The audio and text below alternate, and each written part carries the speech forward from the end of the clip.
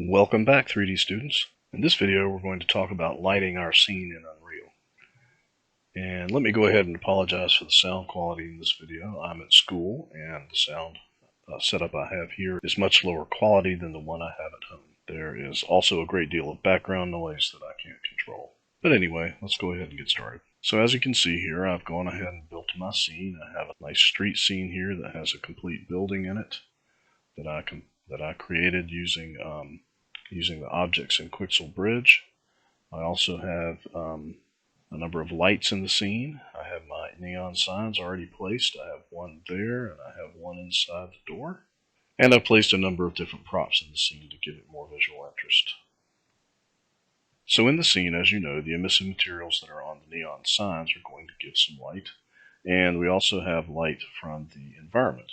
In the environment, we have a directional light and a skylight. Here's our directional light, and here is our sky light. These two lights provide the overall lighting for the environment.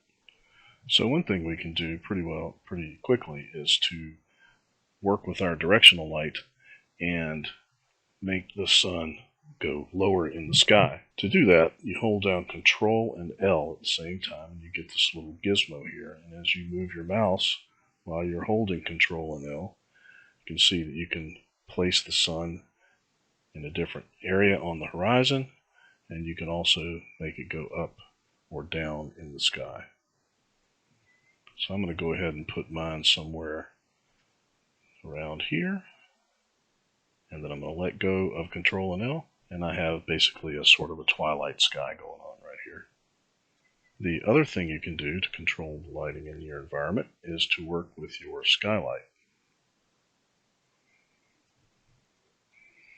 You can change the color of the light, give it a blue tint. This will change the color of your sky as well as your light coming from it. And you can also change the intensity. As you can see what that does. I'm going to make mine 0.5. And since we're going to be making a lot of adjustments to our lights, we're going to need to control the exposure in the scene much better than the auto exposure that is set by default controls it. So let's find that post-processing volume in our scene outliner. And under exposure, I want you to open up exposure. And I want you to check the metering mode and exposure compensation. And then we're going to check min and max exposure value. The min is -10 by default, and the max is -20 by default. I want you to change the max to to +10. And what that does is that clamps the exposure and makes the auto exposure not be quite so aggressive. You can also adjust the exposure value here in the post-process volume to make your scene more or less exposed. And now we can begin to create some lights that will sort of light up our scene in a theatrical way. Unreal Engine has a number of different lights you can use. If you come up to the Place tool here and look at the list of lights we have a directional light, which we already have in our scene. We have a point light, we have a spotlight, we have a rectangular light, and we have a skylight, which we already have in our scene. A point light acts like a light bulb. If I drag one into the scene, you can see what it does. It has a circle around it, and this circle is its attenuation. So with a point light selected, you can come over here and look at the settings for it. It has an intensity setting, which is how bright it is. It has a color.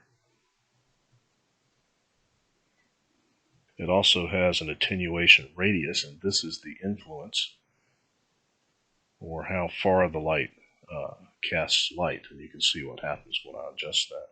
It has a source radius, and this is a sort of a secondary brightness.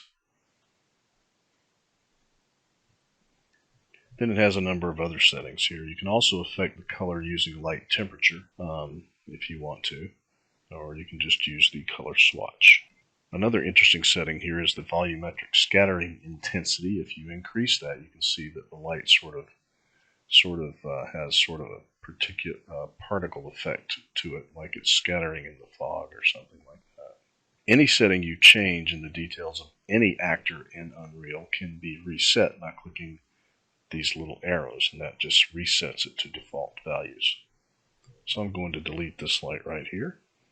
Now the lights I have in my scene, I have a point light here and a point light here. This one is meant to sort of simulate a street light that might be on the corner out of range of the camera. And this one is meant to sort of give a nighttime moonlight cast to the rest of the scene. Notice it's blue. And this one I used a temperature setting here. I checked the box and I made it to be 3000. I looked up the light temperature of outdoor lighting, and that's what I looked up, 3000 Kelvin. It's kind of a warm, sort of a yellow light. Inside the building, I have a number of rectangular lights. I'm going to go ahead and select one here, and then I'm going to hit F to focus on it so I can zoom inside the building and you can see what that looks like. So here is the rectangular light that I just selected, and you can see that it casts light in a rectangle down from in one direction. So these are good for like ceiling lights and things like that. So I put a number of them in this hallway here so I could illuminate this floor. If I pull one up out and put it on the roof of my building, you can see that it casts light literally in only one direction. So these are good for interior lights. I don't use spotlights very much. These two rectangular lights here I have tinted red. They are in the bottom floor right here. There's one of them. Then I have another one right in front of the interior door, and they're both tinted red. So what I'm trying to achieve here is sort of a gloomy nighttime scene outside of a nightclub. One thing that you need to be aware of when you're building an interior space like I have here is that you need a ceiling and a floor and a wall in the back so that you can contain the light. These walls and ceilings are just simply boxes on which I put textures and adjusted the tiling. And the other thing you need to be aware of is any mesh you have here, like this front wall here, in order for it to contain the light and cast shadows properly, the material that is on it must be two-sided. So to fix that for all your building components, you need to select one and find the material, click the little folder icon here, which will take you to it, and then double click on the material, scroll down,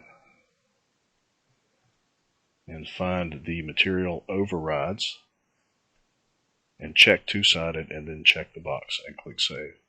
Now for these Quixel items here, this material runs a number of different objects. So you won't have to do it for every single object in your scene if some of the objects share materials. Like for example, this wall and this wall share a material, so I don't have to do it for all of them. But you should always make sure and check and make sure that they're all two-sided. So between the emissive light of your neon signs and the skylights influence and the directional lights influence and properly placed point lights and rectangular lights, you can get a really nice outdoor scene.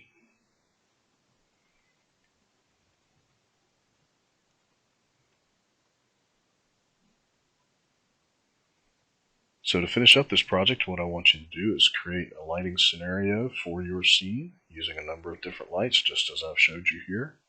You can use your skylight and your directional light to create sort of a dusk or nighttime or sunset vibe. You can also use well-placed point lights and rectangular lights to light up the rest of the scene and give the mood that you're after. Now I know this wasn't a straight up instructional how-to video, but what I wanted to do was explain things to you, and I want you to use your creativity and experiment and get the look that you're after for your scene. I hope you enjoyed this project, and I'll see you in the next one.